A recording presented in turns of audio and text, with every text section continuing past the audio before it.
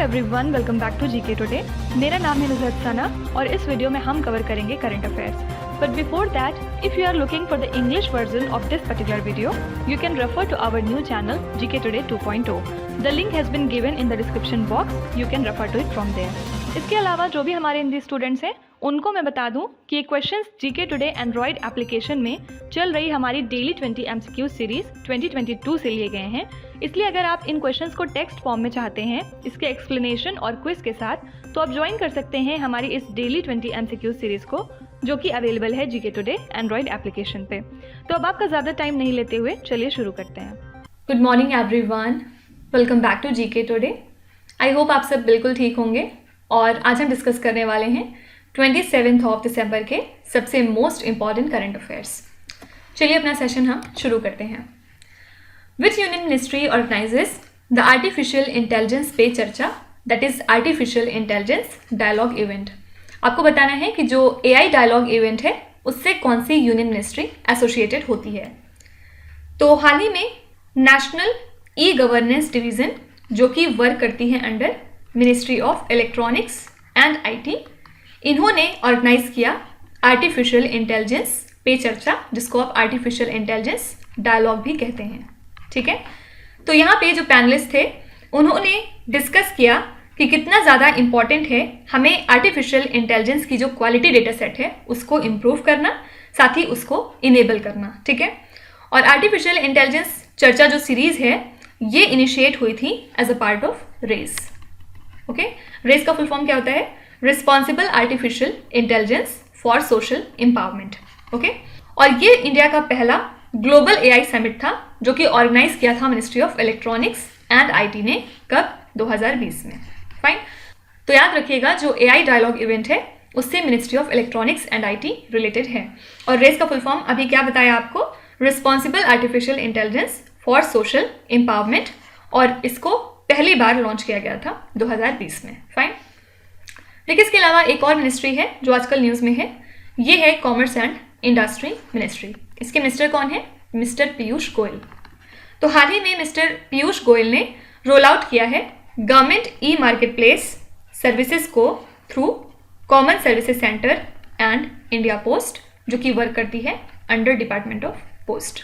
ठीक है, तो इसके अलावा इन्होंने लॉन्च किया है government e market place seller संवाद बुकलेट, जो कि एक कंपाइलेशन है सभी टेस्टिमोनियल्स की सेलर्स और सर्विस प्रोवाइडर्स के, जिसमें कि वो अपना एक्सपीरियंस शेयर करते हैं ऑन द जेम पोर्टल। ठीक है, तो अगर आपसे पूछते हैं कि कौन सी यूनियन मिनिस्ट्री है जिसने government e market place services को लॉन्च किया है through common services centre and India post, आपको याद रखना है कि कौन सी मिनिस्ट्री है?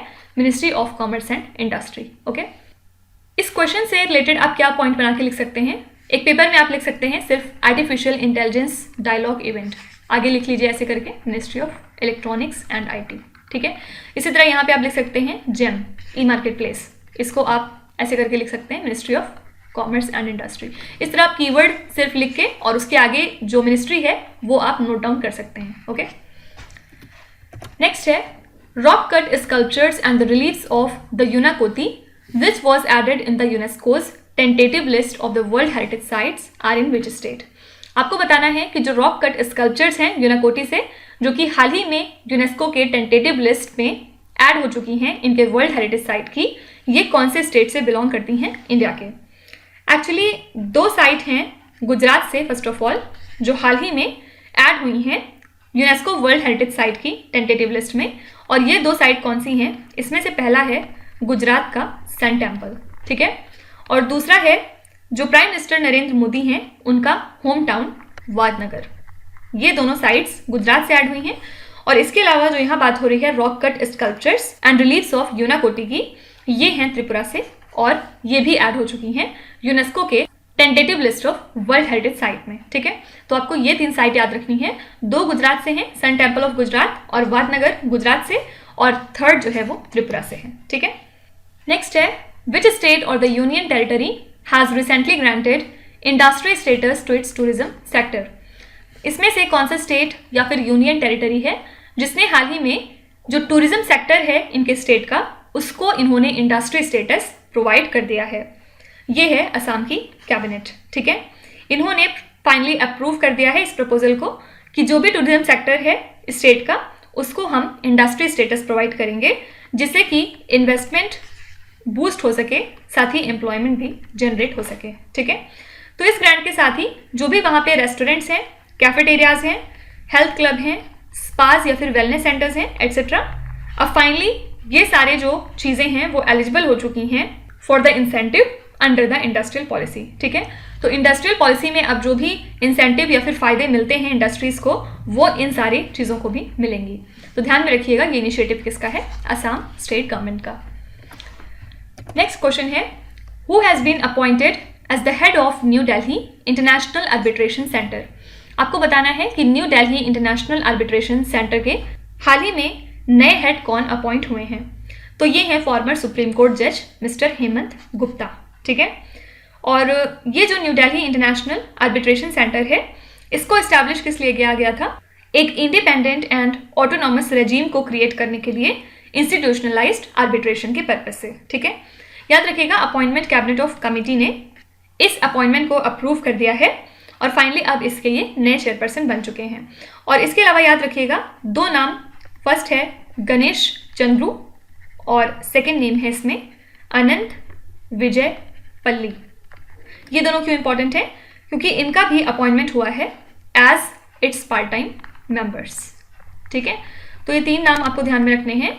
सबसे पहले हेमंत गुप्ता इस सेंटर के हेड हैं, उसके अलावा इन दोनों लोगों को पार्ट टाइम मेंबर चुना गया है। ठीक है, और एक इंपॉर्टेंट बात कुछ दिनों पहले हमने क्या पढ़ी थी कि पार्लियामेंट ने new Delhi international arbitration centre bill 2022 पास कर दिया है।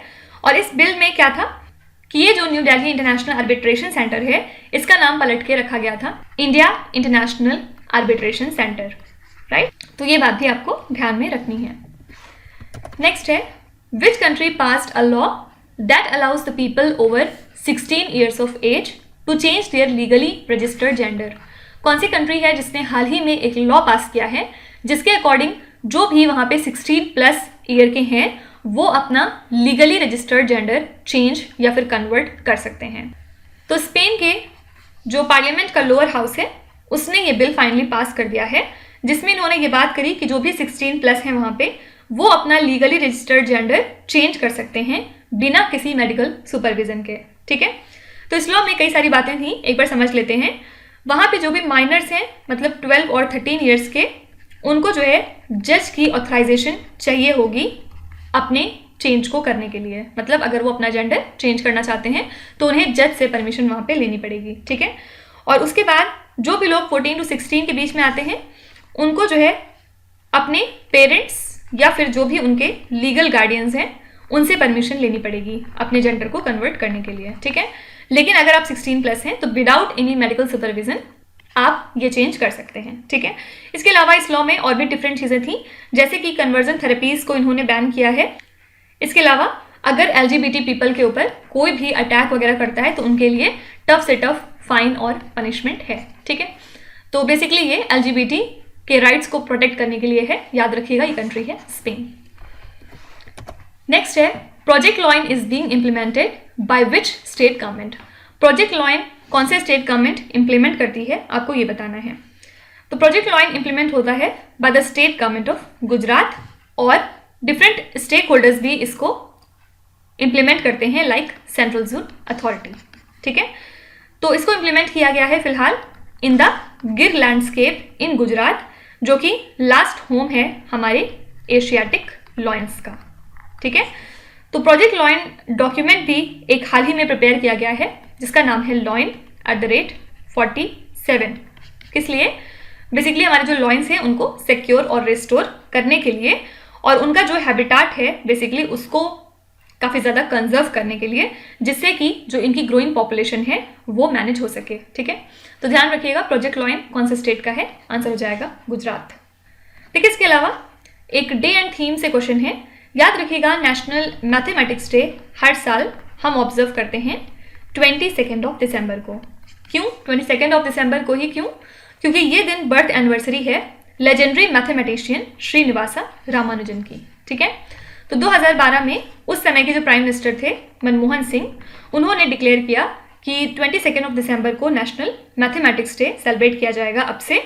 और श्रीनिवासा रामानुजन की बात करें तो इनका जन्म हुआ था 1887 में इसी दिन, और इनका कंट्रीब्यूशन जो मैथमेटिक्स की फील्ड में है वो आउटस्टैंडिंग है। ठीक है, तो बेसिकली उनको ट्रिब्यूट पे करने के लिए हम ये दिन उनके बर्थ एनिवर्सरी पे सेलिब्रेट करते हैं। तो 2 बातें ध्यान में रखिएगा, नेशनल मैथमेटिक्स डे हम हर साल कब मनाते हैं, 22 दिसंबर को। और अगर आपसे पूछेंगे कि इस दिन कौन से स्पेशल पर्सन का बर्थ एनिवर्सरी होता है जिसकी वजह से हम इसी दिन मैथमेटिक्स डे ऑब्जर्व करते हैं, याद रखिएगा ये है श्रीनिवासा रामानुजन। नेक्स्ट है, as per a recent report by CoinSwitch, which Indian city leads the country with highest crypto adoption. तो हाल ही में एक रिपोर्ट रिलीज की थी क्वाइंस्विच ने, उसके मुताबिक कौन सी इंडिया की सिटी है जहां पे हमें सबसे ज़्यादा क्रिप्टो एडॉप्शन देखने को मिला। तो ये सिटी है नई दिल्ली। ठीक है, और यहाँ पे क्रिप्टो एडॉप्शन था 7.87% पे। उसके बाद सेकेंड पे था बेंगलुरु, और बेंगलुरु में हमें देखने को मिला 4.87%। और थर्ड सिटी है हैदराबाद, हैदराबाद में ये वैल्यू थी 3.27%। तो याद रखिएगा, दिल्ली, बेंगलुरु और हैदराबाद ये टॉप 3 मेट्रो सिटीज़ हैं जहाँ पे जो क्रिप्टो एडॉप्शन है, क्रिप्टो करेंसी को एडॉप्ट करने का रेट है वो सबसे ज़्यादा रहा। ठीक है, और अगर हम टियर 2 सिटीज़ की बात करें तो इसमें जो है जयपुर सिटी टॉप पोजीशन पे थी। फाइन, तो ये सारे पॉइंट्स आपको ध्यान में रखने हैं इस पर्टिकुलर रिपोर्ट से। नेक्स्ट है, which company has introduced India's first large sized monocrystalline silicon ingot. कौन सी कंपनी है जिसने हाल ही में इंडिया का पहला बहुत बड़ा मोनोक्रिस्टलाइन सिलिकॉन इनगॉट इंट्रोड्यूस कर दिया है? ये है अदानी सोलर, जो कि एक photovoltaic manufacturing and research arm है अदानी ग्रुप की। इन्होंने इंट्रोड्यूस किया है इंडिया का पहला मोनोक्रिस्टलाइन सिलिकॉन इनगॉट। ठीक है, इसको इन्होंने इनॉग्रेट किया है अपने मुंद्रा फैसिलिटी पे।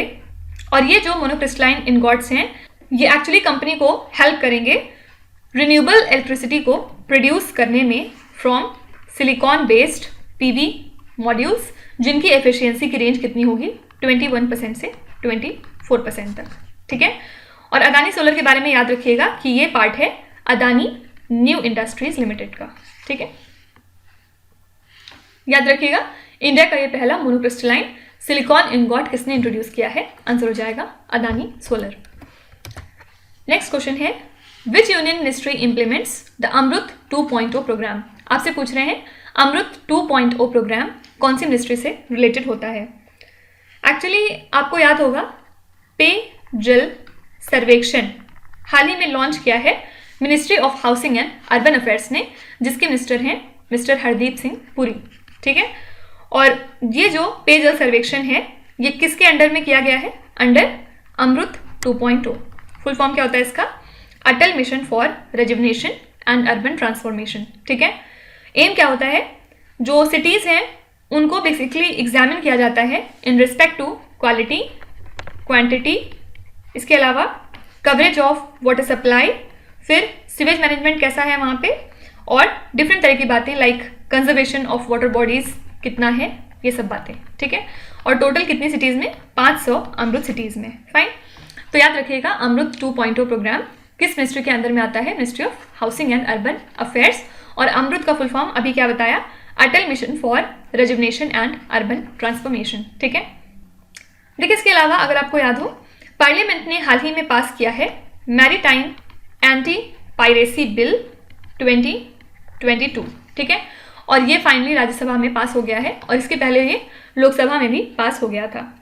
तो इस बिल में है क्या, इसमें इंडियन अथॉरिटीज़ को पावर दी गई है कि वो एक्शन ले सकते हैं अगेंस्ट किसी भी पायरेसी अगर वो हाई सीज में देखने को मिलती है। ठीक है, और पायरेसी से आप क्या समझते हैं, पायरेसी का मतलब क्या होता है, ये एक्चुअली वो प्रोसेस है जिसमें लोग शिप्स को अटैक करते हैं, और रीज़न क्या होता है, वो उसमें से जो भी सामान वगैरह है या जो भी चीज़ें हैं शिप्स में उनको चोरी करने के लिए। तो ये जो बिल रहेगा ये अप्लाई रहेगा ओशन के उस हिस्से में जो कि beyond the exclusive economic zone आता है। ठीक है, और ये कहाँ से शुरू होता है, beyond 200 nautical miles from India की कोस्ट लाइन। ठीक है, तो बस आपको ध्यान में क्या रखना है कि इस बिल से कौन सी मिनिस्ट्री रिलेटेड है, मिनिस्ट्री ऑफ एक्सटर्नल अफेयर्स। ठीक है, तो अगर आपसे पूछते हैं कि कौन सी ministry maritime anti piracy bill से एसोसिएटेड है, याद रखिएगा ये है ministry of external affairs. Next question है, maritime logistic arm of Abu Dhabi national oil company and Singapore based AG&P partner to use LNG carrier as the storage unit in which particular country. आपसे पूछ रहे हैं कि जो Abu Dhabi national oil company का maritime logistic arm है और Singapore based AG&P है, इन्होंने आपस में पार्टनरशिप की है कि ये LNG कैरियर को यूज़ करेंगे एज द स्टोरेज यूनिट कौन सी कंट्री में।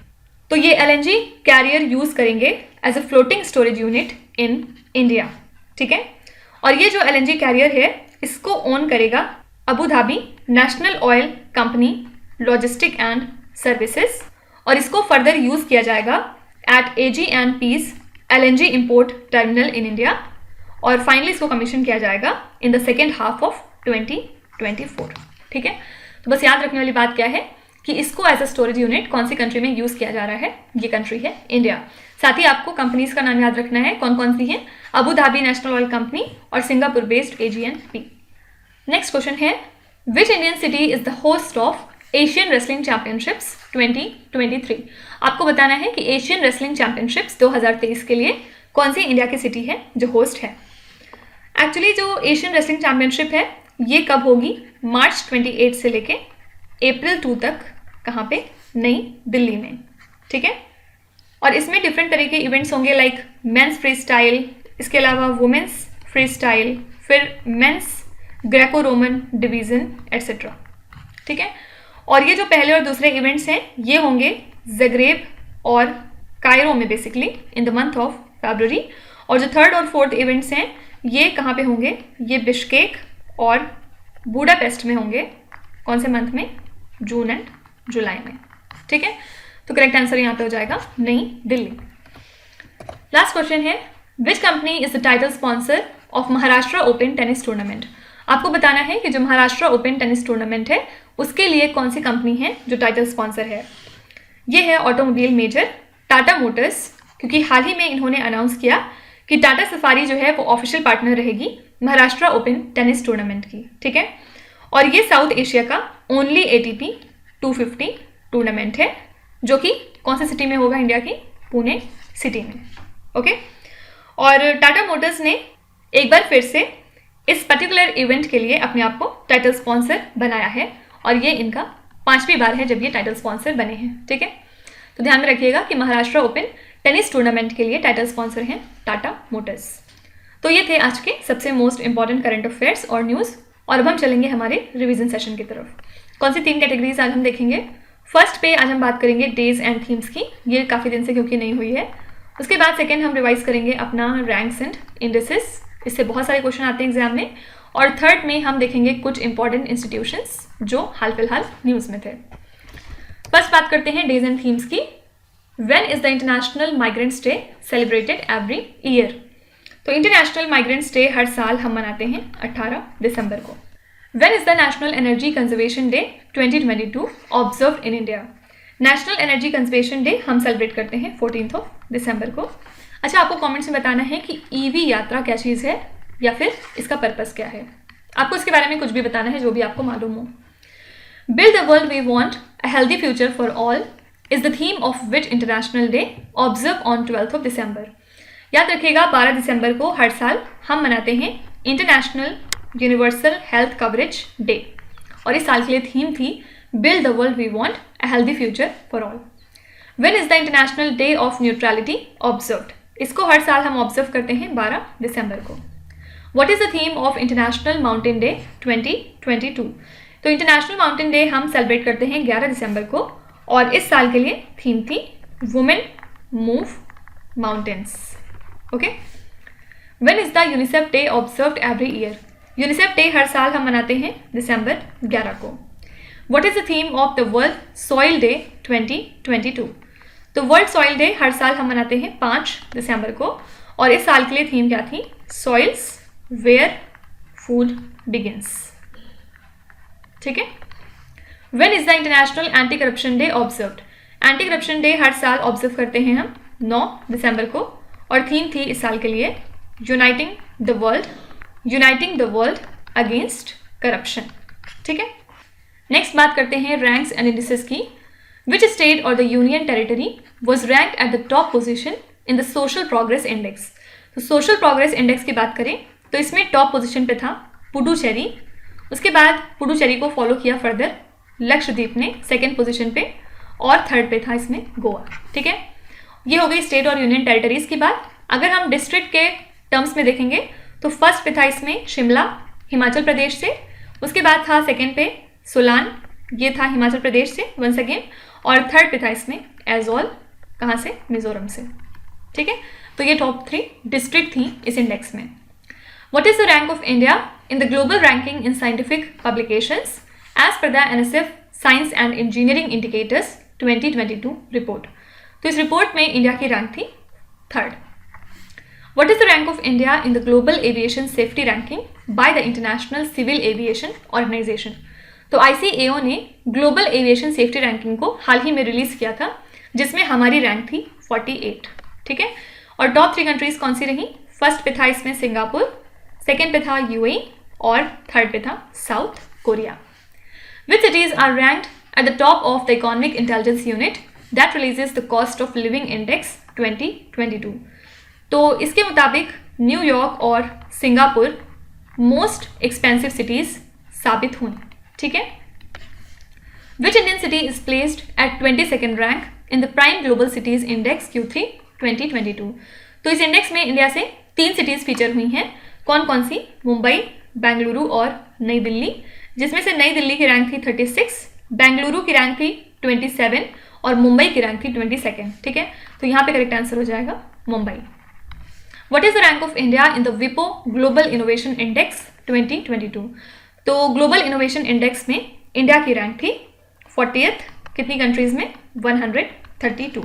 ठीक है, और टॉप 5 कंट्रीज की बात करें तो फर्स्ट पे था स्विट्जरलैंड, सेकेंड पे था USA, थर्ड पे था स्वीडन, फिर फोर्थ पे था UK एंड फिफ्थ था नीदरलैंड्स। यूजुअली 2 ही चीज़ें आपको याद रखनी होती हैं। इंडिया की रैंक थी कितनी? 40th, और टॉप मोस्ट कंट्री कौन सी थी? तो Switzerland. What is the rank of India in the Global Crypto Adoption Index 2022? तो इस इंडेक्स में इंडिया की रैंक थी 4th और टॉप मोस्ट कंट्री थी वियतनाम। ठीक है, अब लास्ट में बात करते हैं कुछ इंस्टीट्यूशंस की जो न्यूज़ में थी आजकल। Which institution built the Arnala, the first ship of 08 Cross ASW SWC project? तो इस शिप को डिज़ाइन किया था GRSE ने। फुल फॉर्म क्या है? Garden reach ship builders and engineers. अच्छा, इसका नाम भी इंपॉर्टेंट है, नाम भी आपसे पूछ सकते हैं कि जो इस क्लास में पहली शिप थी उसका नाम क्या है, तो ध्यान में रखिएगा Arnala. Which institution released the 2022 in 9 charts report? इस रिपोर्ट को रिलीज किया था वर्ल्ड बैंक ने। Which institution launch the ATL marathon 2022-23 innovation challenge? इसको जो है लॉन्च किया था नीति आयोग ने। Which institution release the report titled as coal 2022 analysis and the forecast to 2025? इस रिपोर्ट को हाल ही में रिलीज किया था इंटरनेशनल एनर्जी एजेंसी ने।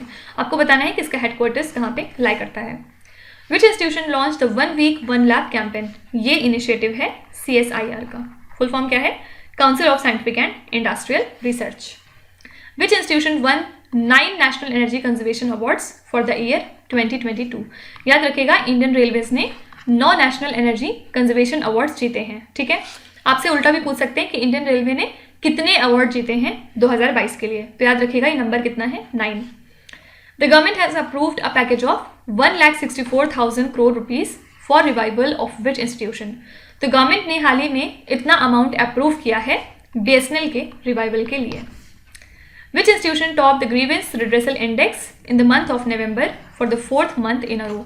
तो चौथी बार लगातार जो ग्रीवेंस रिड्रेसल इंडेक्स है नवंबर मंथ का, इसको टॉप किया है UIDAI ने। ठीक है, फुल फॉर्म क्या है?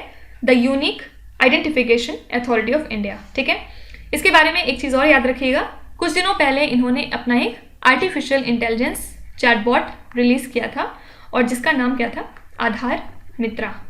ठीक है, तो अगर आपसे पूछेंगे कि आधार मित्रा किस पर्टिकुलर इंस्टीट्यूशन का आर्टिफिशियल इंटेलिजेंस चैटबॉट है, तो ध्यान में रखिएगा ये है UIDAI का। ठीक है, तो ये हो गई कुछ इंपॉर्टेंट इंस्टीट्यूशंस जो आजकल न्यूज़ में थी। देखिए, इसके अलावा 2 दिन पहले संडे था। आई होप कि आप में से बहुत सारे लोगों ने मॉक टेस्ट वगैरह दिया होगा संडे को। तो करंट अफेयर सेक्शन में आपका परफॉर्मेंस कैसा रहा, आप ज़रूर मेंशन करिएगा कमेंट्स में। क्या प्रॉब्लम अभी भी आ रही है करंट अफेयर्स में? किस तरह के क्वेश्चन आप अभी भी नहीं टैकल कर पा रहे हैं? तो ये सारी प्रॉब्लम आप अपनी लिख सकते हैं कमेंट्स में, कोई क्वेरी हो तो वो भी लिख सकते हैं और हम पूरी कोशिश करेंगे उसको रिजॉल्व करने की, ठीक है। तो अब आ जाते हैं आपके क्विज पे। ये 5 क्वेश्चंस हैं जिनको आपको ध्यान से पढ़ना है और इसका जवाब आपको कमेंट्स में लिखना है। तो यहाँ पे वीडियो को पॉज करिए, एक एक करके ध्यान से क्वेश्चन को पढ़िए। जो भी आपको आते हैं वेल एंड गुड, जो नहीं आते हैं कोई भी बात नहीं, विथ टाइम डेफिनेटली आपका स्कोर इंप्रूव करेगा। बस आपको कंसिस्टेंट और परसिस्टेंट रहने की ज़रूरत है।